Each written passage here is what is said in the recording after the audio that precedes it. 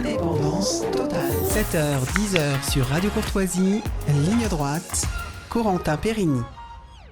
L'Union européenne aurait alloué plus de 1,7 million d'euros à l'université islamique de Gaza, aussi appelée le campus du Hamas. Alors, au cours de cette période de financement par l'UE, certains enseignants proféraient des appels à la violence, appelant, je cite, à tuer les juifs, y compris les femmes et les enfants, ainsi que les dirigeants français et britanniques qui, alors que ces derniers finançaient en partie leur université. Alors en 2015, par exemple, le doyen des études coraniques de l'université incitait au meurtre de tous les juifs d'Israël, incluant les femmes et les enfants, en déclarant « Tous les juifs de Palestine sont aujourd'hui des cibles faciles, même les femmes ».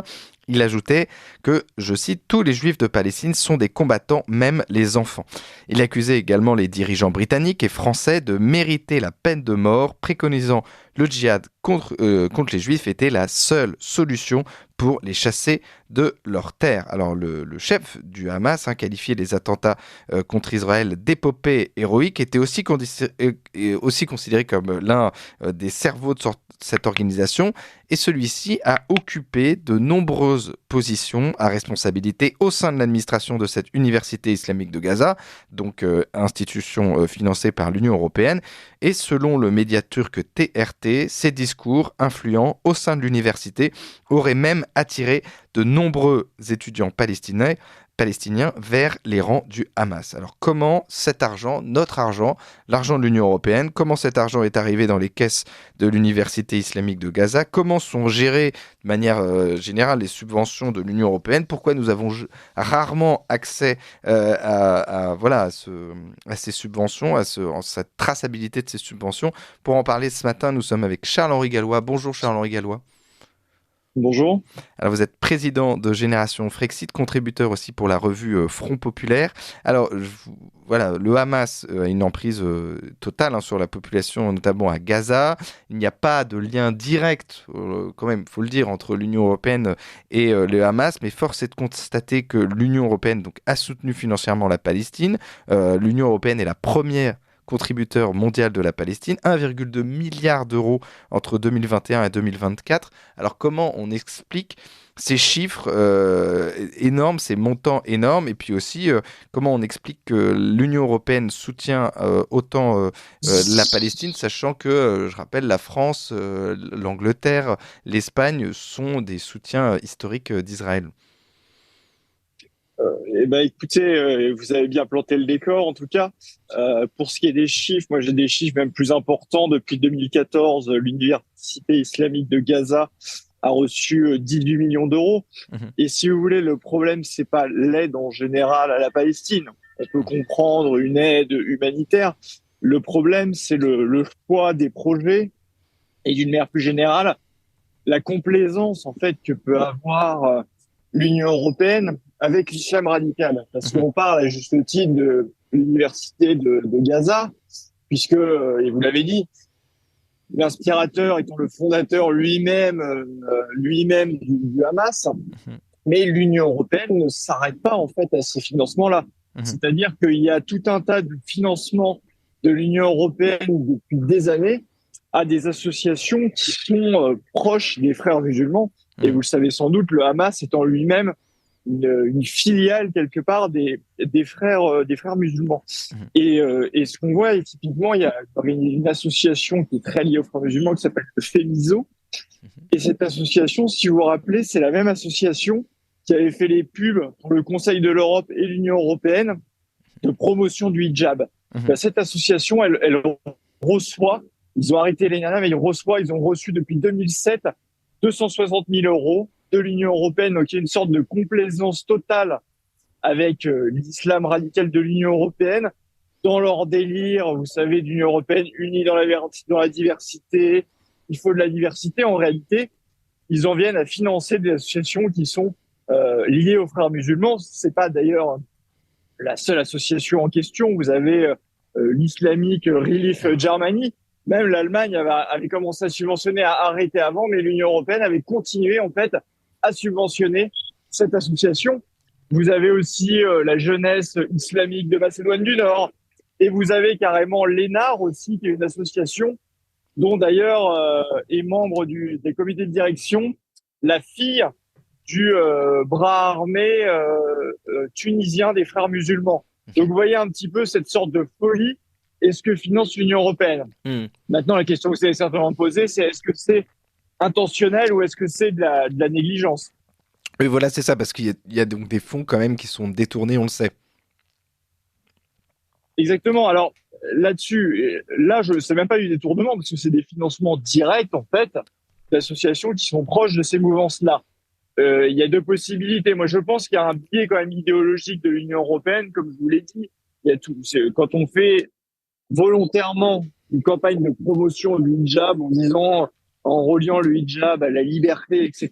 Il y a un biais idéologique majeur en fait en faveur de cela. Après, il faut pas non plus évidemment écarter complètement la négligence parce que l'Union européenne, vous savez, quand vous dépensez pas votre argent, quand c'est pas votre argent, c'est toujours plus simple de le dépenser n'importe comment. Voilà. Et même la Cour des comptes de l'Union européenne, la Cour des comptes européenne, a relevé qu'il y avait environ l'année dernière 8 milliards d'euros qui se seraient évaporés, où on sait pas exactement où serait passé l'argent. Vous vous rendez compte des montants, 8 milliards d'euros.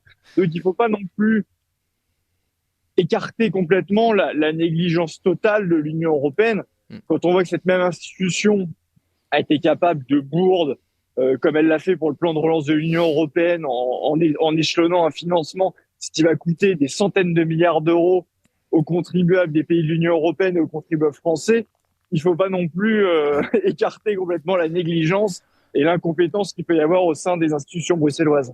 Parce que moi, vous dites que l'Union européenne donc, a plutôt une idéologie, je vous cite, unie dans la diversité, mais pourquoi l'UE soutient la Palestine? Pourquoi l'UE soutient notamment cette université islamique de Gaza? Ce n'est pas seulement par idéologie diversitaire. Vous ne pensez pas qu'il y a autre chose derrière?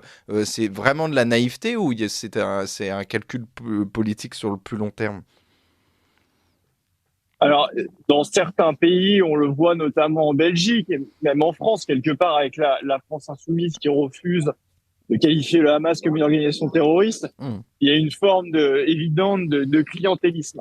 Au niveau de l'Union européenne, ça peut exister sur certaines branches, mais vous savez, le Parlement européen n'a que très peu de pouvoir. Donc, je crois plus à un biais idéologique. Ouais. Et une naïveté. Une négligence qui leur font, voilà, une naïveté, une négligence qui leur font absolument n'importe quoi. Enfin, il faut voir qu'à Bruxelles, le niveau n'est pas forcément extraordinaire, encore une fois. On a vu tout un tas de bourdes, on voit de l'argent qui est balancé un petit peu partout, dont on ne connaît pas l'utilisation. Il faudrait aussi, on peut parler plus généralement, pas d'ailleurs que aux organisations liées aux frères musulmans. Vous pouvez voir que d'une manière générale, les fonds européens qui vont dans divers pays, dans des pays de l'Est, même les fonds qui vont à l'Ukraine ou à la Turquie, on sait très bien qu'il y a un tas d'argent qui est détourné. Enfin, l'Ukraine, et les pays les plus corrompus d'Europe, on sait très bien que l'argent et les aides qui sont envoyées là-bas, il n'y a absolument aucun contrôle. Donc, vous avez des détournements. Et là, en l'occurrence, vous pouvez avoir des détournements sur le milliard que vous avez parlé, qui a été envoyé à la Palestine, pour des projets qui peuvent être caritatifs ou autres, qui ceux-là, quelque part, ne sont pas scandaleux, mais il peut quand même y avoir des détournements là-dedans. Ce qui est encore plus scandaleux, c'est des financements directs à des associations dont on sait qu'elles se revendiquent en réalité des frères musulmans. Surtout cette université qui est quand même appelée le campus du Hamas, donc c'est quand même... le lien est direct, en fait, ils ne peuvent pas l'éviter. Oui. Et j'ai envie de vous dire, moi j'ai vu une vidéo complètement grotesque de Nathalie Loiseau qui était la main sur le cœur en expliquant que non, l'Union européenne n'avait jamais donné 1 euro en fait au Hamas. C'est vraiment jouer sur les mots et je lui ai répondu et qu'elle était d'un grotesque surnom. Il suffit de voir les financements qu'il y a en général de l'Union européenne à ces associations pour comprendre que si, il y a eu du financement au Hamas. Donc il faut arrêter de prendre les gens pour des imbéciles, il faut dire les choses et plutôt que d'en faire des tonnes. Et c'était quelque part aussi indécent de voir Ursula von der Leyen se recueillir et en faire des tonnes là-dessus. Je pense qu'il devrait se faire tout petit et il devrait plutôt déjà balayer dans les subventions qu'il donne avant de la ramener sur le sujet. Alors justement, il y a un commissaire hongrois qui a voulu geler les fonds. Il a expliqué que tous les paiements sont suspendus. Puis en fait, plus tard, on s'est rendu compte que ils vont revoir finalement les financements qu'ils donnent à la Palestine. Donc vous pensez que c'est la fin du financement de la Palestine par l'Union européenne, qu'il y a une prise de conscience à ce moment-là, ou alors que ça va continuer à se faire de manière plus ou moins détournée? Alors, il peut y avoir un financement qui reste humanitaire et très ciblé, contrôlé. Pour la suspension des fonds, le problème qui se pose, et comme à chaque fois dans le cadre de l'Union européenne, en fait, il suffit qu'il y ait quelques pays qui soient opposés. Là, on a vu le Danemark, l'Espagne, l'Irlande qui ne souhaitaient pas. Eh bien, ça ne se fait pas. Donc, en fait, on a un processus qui est là aussi grotesque, à l'image de la paille l'oiseau, parce que vous aviez un commissaire qui avait annoncé la suspension des fonds. Alors, il a voulu faire une Ursula von der Leyen parce qu'il n'avait pas du tout les compétences pour le faire. Normalement, effectivement, il faut l'aval des États membres là-dessus, mais il a voulu prendre l'initiative. Derrière, vous avez ces pays qui ont dit non, nous, on n'est pas d'accord.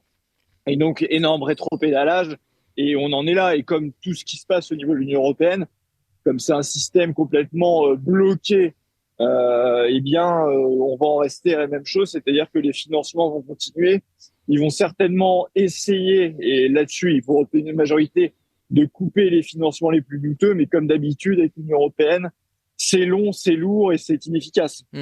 Alors justement, donc on en a parlé de cette université islamique de Gaza qui est financée en partie par l'Union européenne. Vous avez parlé de ces associations islamiques qui sont aussi financées par l'Union européenne. Et donc à chaque fois, les Français découvrent que l'argent qu'ils donnent à l'Union européenne finance finalement des idéologies pour lesquelles ils ne sont pas d'accord. Comment on pourrait faire en sorte que que les subventions données par l'Union européenne puissent avoir plus de transparence, parce que ce qui expliquait notamment cette enquête sur ces millions d'euros donnés à l'université islamique de Gaza, c'est que c'est un micmac administratif. C'est très très compliqué en fait de tracer les subventions de l'Union européenne aux diverses associations.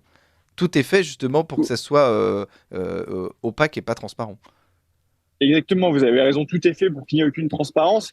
J'ai envie de vous dire, la manière la plus efficace pour le tracer et qu'il y ait de la transparence, c'est de reprendre le contrôle de notre argent. Parce que les fonds européens, c'est quoi? Si ce n'est de l'argent des pays contributeurs nets, dont la France. Et si vous prenez 2021, la France avait donné 12,4 milliards d'euros en plus à l'Union européenne au budget qu'elle n'en reçoit. Donc moi, je suis favorable à récupérer ces 12,4 milliards d'euros. Et si subventions on doit faire, de les faire nous-mêmes avec le drapeau français. Et ça aura en plus l'avantage, effectivement, de pouvoir contrôler et d'être beaucoup plus sélectif dans les éventuelles subventions. Et j'irai même plus loin, d'ailleurs, vu l'état financier de la France et les difficultés que rencontrent nos compatriotes, je ciblerai au maximum les aides, voire j'essaierai aussi de réduire la dette absolument abyssale qu'a laissé Emmanuel Macron avant de distribuer de l'argent à la terre entière.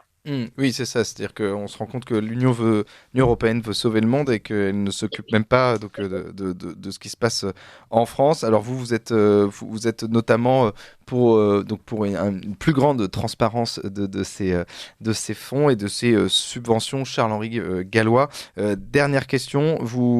L'Union européenne va soutenir financièrement Israël, ou c'est trop compliqué pour elle, vous pensez? Alors, je ne sais pas si elle va le faire. Disons que la difficulté, Israël est un pays qui est très développé, donc je suis pas sûr qu'ils aient besoin de fonds de l'Union européenne. Et le drame, le massacre et l'attentat terroriste qui a eu lieu a plus touché, et on peut le regretter évidemment, des civils que des bâtiments. Donc je pense pas qu'ils aient besoin d'un fonds de reconstruction ou autre. Et je pense pas d'ailleurs qu'Israël soit demandeur d'aide. Je l'ai pas entendu. Ou alors au moins un soutien diplomatique. Merci beaucoup Charles-Henri Gallois pour tout votre travail que vous faites, notamment pour nous alerter des dangers de cette Union européenne qui de temps en temps court-circuite la démocratie et l'idée de démocratie que nous avons en France. Je rappelle, vous êtes président de Génération Frexit et contributeur pour la revue Front Populaire. Et puis je peux rappeler le titre du dernier Front Populaire sur le transhumanisme. On a fait une table ronde dessus avec Stéphane Simon. Merci Charles-Henri Gallois.